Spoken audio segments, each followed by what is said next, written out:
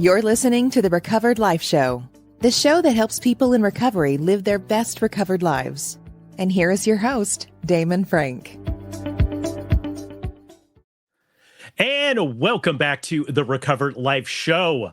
I'm so pleased to have Pat Olson on with us today, a seasoned journalist, author, and respected voice in the addiction recovery community.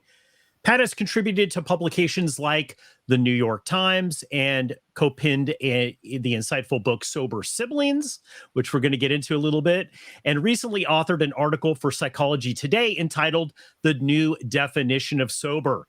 She joins us to unravel this question: has the definition of sober changed? Welcome to the show, Pat. Thank you, Damon.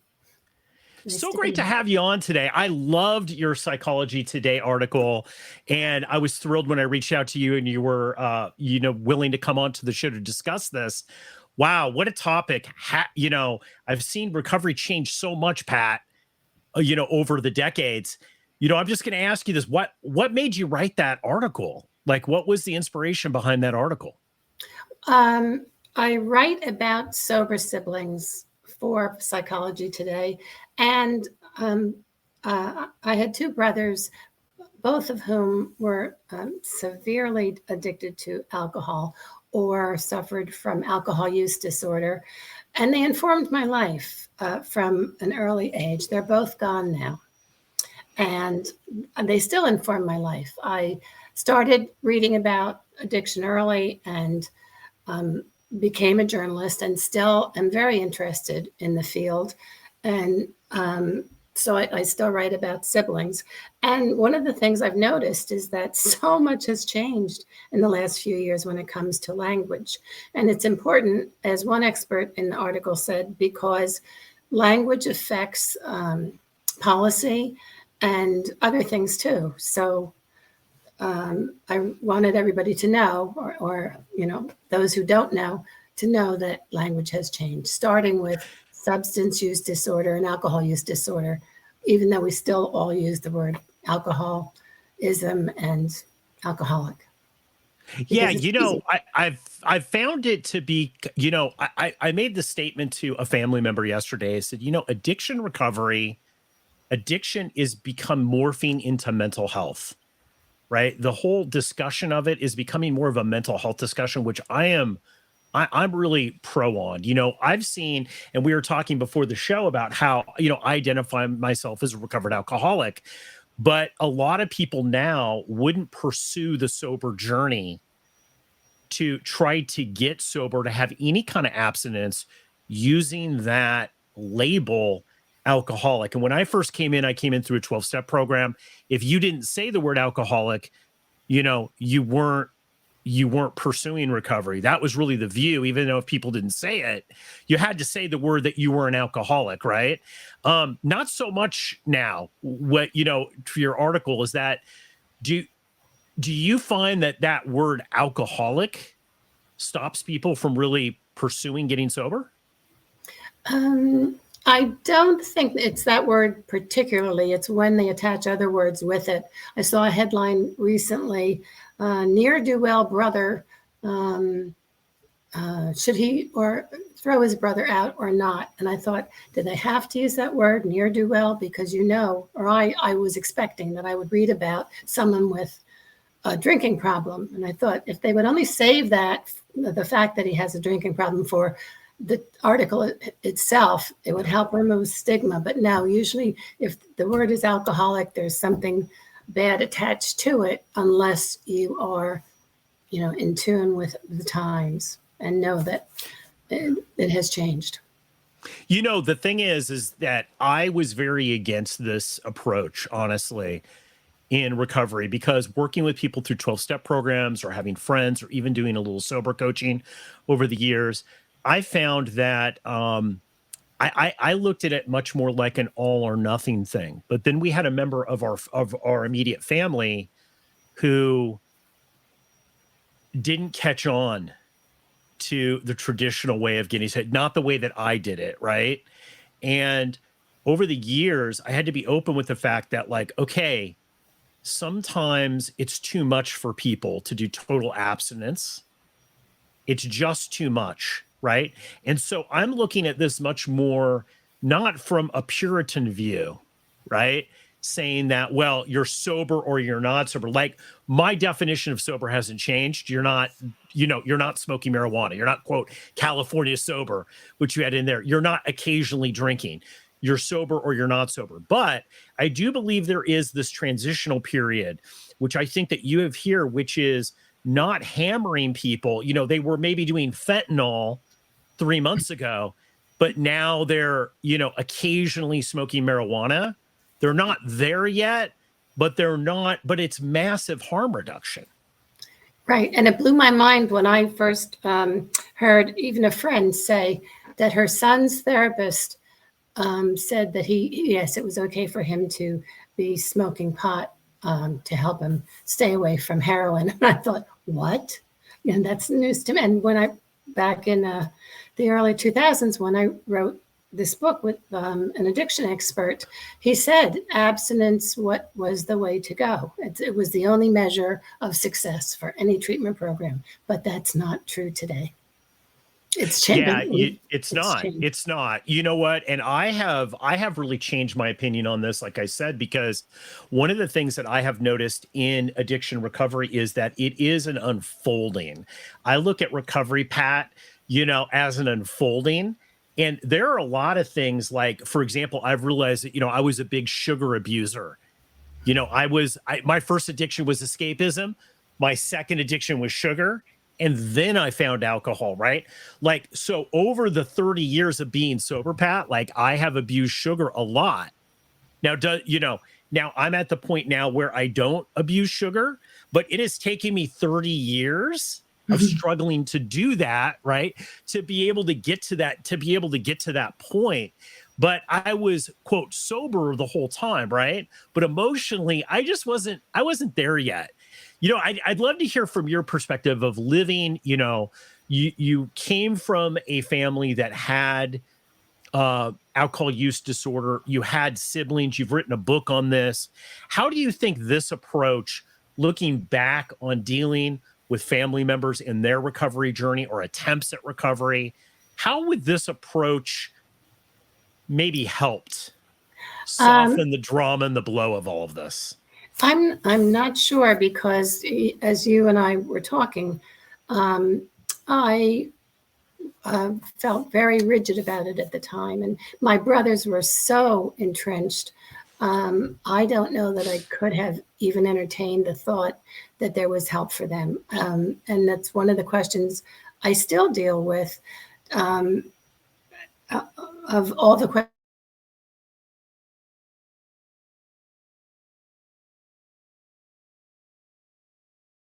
Some people's brains so enmeshed that they can say that they want to recover, but they really don't. I don't think an addiction expert has answered that for me yet, and I don't know if it's possible to answer it.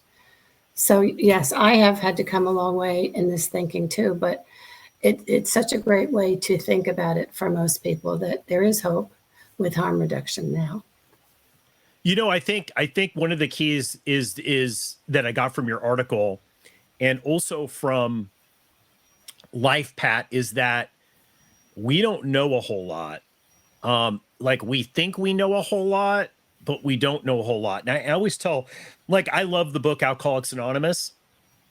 I'm not endorsing that way for everybody. It's not for everybody, but for me, it worked really well. And I think the book is really great. And, somebody was commenting the other day in my friend group saying, well, oh, this is really outdated. This is really outdated. And I said, if you look at phones in the 1920s and 1930s, which is really the context of that book, right? Really it's the 20s, 30s, and 40s. When you look at the evolution of phones, no one had phones. You had to go to a place to have a phone. They were huge, right? You had to have this massive infrastructure. Now you literally can, you have a phone on your wrist. You can have a phone embedded on you, like it's crazy, the evolution of phones. But if you look at addiction recovery, really not a ton has changed in the fundamentals of it from that period of time. We're talking about trauma now. We're talking about a lot of things that we weren't talking about in the 20s and 30s, because there typically wasn't a language for it. People didn't talk about trauma. They were all coming back from the war. They didn't, it's just not something that people openly discussed then. What do you think as far as like the future of recovery is going to look like, especially with people who maybe are listening to this that are maybe dealing with the family member that has, a pretty crippling addiction issue?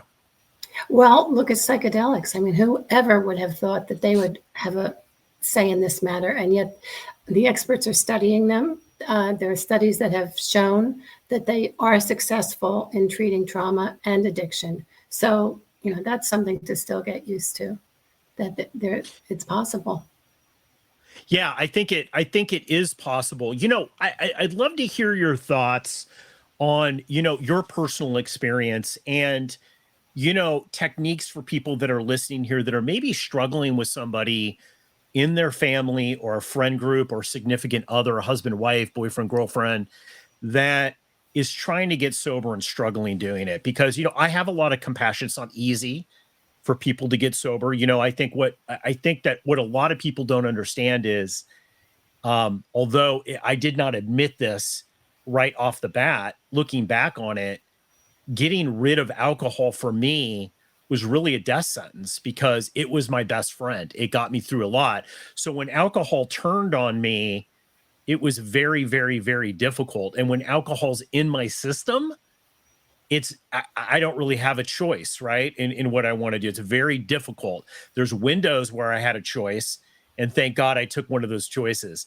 But for people who are dealing with people that are going through this, what advice would you give them as far as the patience of maybe this person's relapsing a lot, they're going through a lot, it's not perfect, but they seem to be, what's your experience with this? I would say keep up the communication and understand that people need boundaries. So if your family member if you are the person with the problem and your family member seems to be pulling away or setting boundaries, try and understand it. It's for their well-being as well. Yeah, I think, I think a lot of the keys for especially younger people, I find that people who are, especially in their early 20s down to teens, it's much harder for them to look at abstinence as a lifestyle forever. I know even in the mid 20s when I came in, forever was a long time. Much different than being 56 now. Forever isn't as much of a longer time. But, I didn't have the life experience or the emotional maturity at the time to be able to say, yeah, I'm going to quit forever. I love the 12-step version of it's really a day at a time, that we're committing to this. I think that that's a really effective thing. Going back to your article a little bit, I want to dive back into the vocabulary a lot. I think when you're talking forever, when you're talking labels, when you're talking, because we know so many people come in with also mental health issues, co-occurring disorders. How do you change that vocabulary? If somebody's listening to this and they're dealing with somebody, I always say, stop acting mean to that person. They're having a mental health struggle and probably a physical health struggle. Being mean, if you had cancer and you threw up on somebody's rug, they wouldn't beat you to death for it, right? Right. Like, so what do you think is the best approach when dealing with people with this? I would say vocabulary. Discuss the problem with them and discuss the change in vocabulary. And if you slip, apologize. If you say, I shouldn't have said that. It's so much of it is, to me, is about being closed as opposed to being open, willing to share feelings, which, you've said several times is very difficult when you're going through the trauma. Yeah, I think, a lot of it is just this personal unfolding, as we were talking about before, about how just, things that were okay in early sobriety for me now then are not okay for me now, right? You grow and you learn. And I think it's an evolution to this. Can we talk a little bit about your book that you wrote? Because I find this interesting, having siblings that are, growing up in this and seeing people that you're very close to and love with this addiction thing. You wrote this book. Can you tell us a little bit about the book and, what people can get from it? Sure. It's a very different relationship from a parent-child relationship. One of the things I often say is that you mirror a sibling and you're extremely close. There's no other relationship like it. So it's very difficult. The old word was codependent, where you get too involved in someone's life who has a problem. But that word has changed also, I understand. So often the sober sibling desperately needs therapy as well, to understand, to set boundaries, to know how not to enable a sibling, but also to open communication. Yeah, I think, one of the things that, I have learned is, like, I like the word codependent because I think it's right. I always say in the Recovered Life show that I've never met a really good alcoholic that hasn't been surrounded by a bunch of good codependents. Right. And I think it's this dynamic, and I'd love for you to speak about this dynamic because, codependency, we look at, in the Recovered Life show, we look at codependency as an addiction as well, because it's this addiction pattern of having to change outside things for you to be okay inside, which is exactly the evolution that people who have alcohol use disorder have to have, right? They're trying to change things inside by using that. And the codependents are using people in order to do that. Can you talk about that? And, the whole idea of codependency, especially when it comes to this definition of being sober. I think there's so much juice that people that suffer from codependency get from the control over whether the person's going to use or not use in their life. Right. My co-author, Dr. Lavonis, was famous for saying, support anything in your sibling's life that promotes sobriety, and stay away from anything that doesn't. For example, if someone needs a ride to a meeting, fine. If someone needs money, again, that's a no-no. You don't want to promote their continuing to do what isn't healthy for them. Yeah, I think making that judgment call for you, for your situation, how did you do that, Pat? Like, really diving into this, like, really, like, to get real here, I think it's so difficult. And I think that's one of the reasons I wanted to do this episode, because it's not necessarily for the people who are going through recovery, because they're going to get there or they're not going to get there. And the people around them are going to have very little to do with it, in my opinion. It's really going to be, they can help, they can support, but ultimately It's going to be a personal decision about what you actually want to do. Exactly. Once you get the freedom to be able to do whatever you want to do, right? Like, so it's the same thing with raising kids. You want to teach them how to, like, be able to make good decisions early on, because there's going to be some point where you're not going to be making those decisions for them. How do you do that when you're looking at them making not so great choices all the time? Part of it is boundaries. With my brothers, I knew that there would be a time when my younger brother would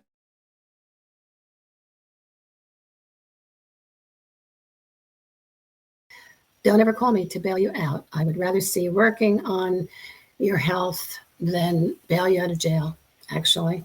I was honest with him, and it was something I had to do for myself.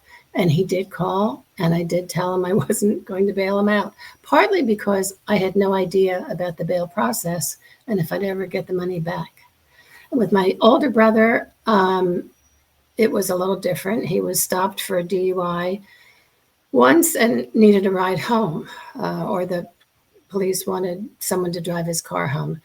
I did do that night, but I also told him, this is your one and only time I will ever do this. Don't ever ask me again. I don't know why I saw the two differently, other than my younger brother had a worse problem than my older. I don't know, but I had to take steps like that in my own self-interest, and I went as far as I could to help them that I thought I could.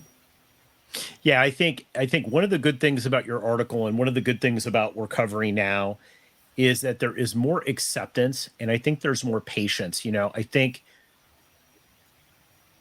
I think this morality judgment call with people who are suffering from addiction is misplaced.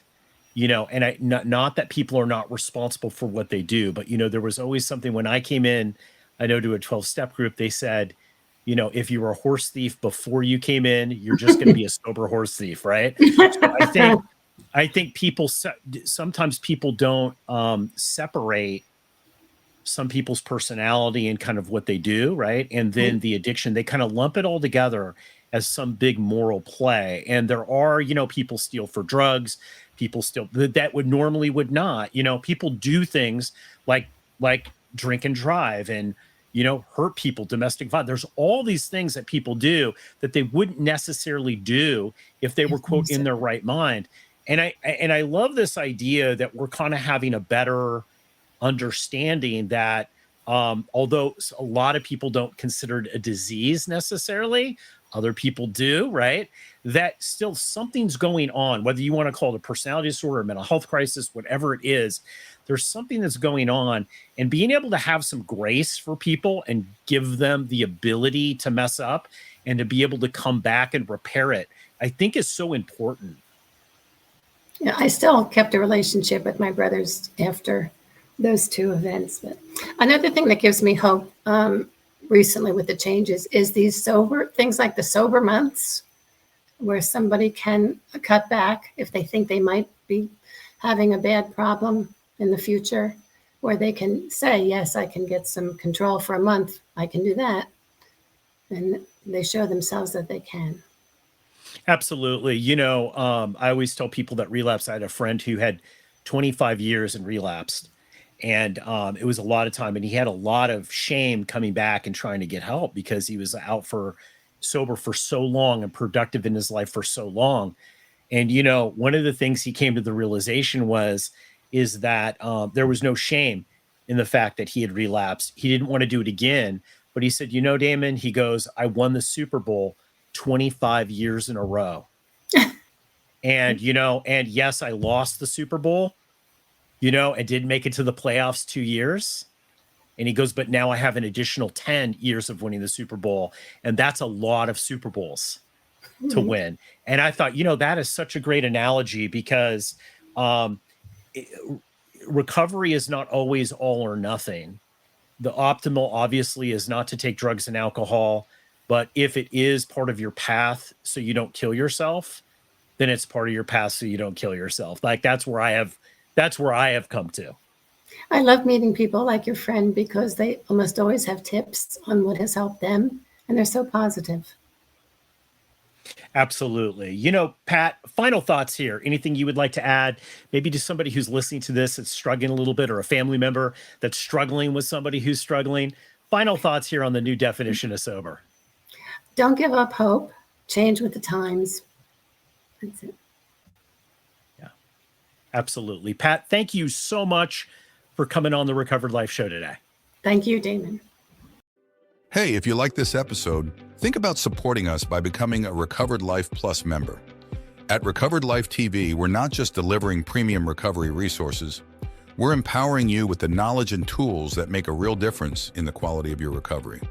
By subscribing, you gain access to ad-free content, expert insights, exclusive video and audio segments, special projects, plus so much more, all while supporting our mission to spread the recovery message far and wide. Whether you're seeking to deepen your understanding or stay updated on the latest addiction and mental health recovery trends, Recovered Life Plus is for you. Subscribe now and start living your best recovered life. Just go to recoveredlife.tv and become a Plus member today.